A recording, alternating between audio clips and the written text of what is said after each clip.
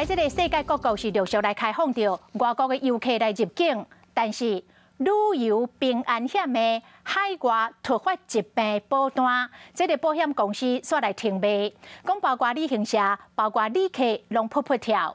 因为若是出国来确诊，无这种保险来保障是真麻烦的代志。另外 ，BA.5 的病毒是来到上界界。台大病院的医师王立民是来建议，这个机场的员工应该要分层分流，防止交叉感染，防止疫情来摊开。即马世界各国小说开放外国游客入境，国内旅行社、航空公司业者也拢开始准备出团。不过最近产险业者停卖旅游平安保险的海外突发疾病医疗保障，和旅游业者拢真不服。相关的医疗保单，那造成了我们在整个旅行业经营上面，还有旅客出国的时候，他如果在国外确诊，他会要面临到高额的这些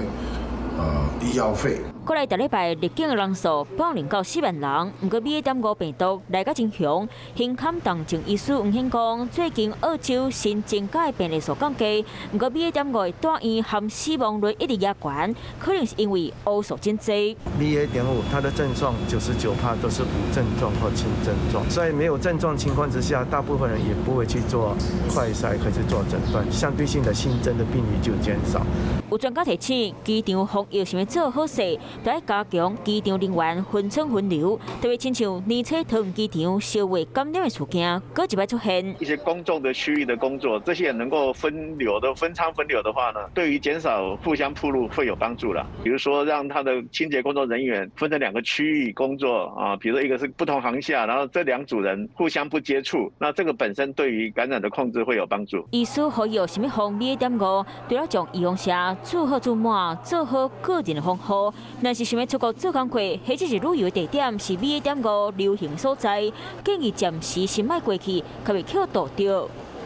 Hello， 大家好，我是乃瑜，要教给大家2个任务。第一个，华视新闻的脸书专页，你按赞了吗？还有华视新闻的 YouTube 频道，赶紧订阅起来，还要记得按赞，开启小铃铛哦。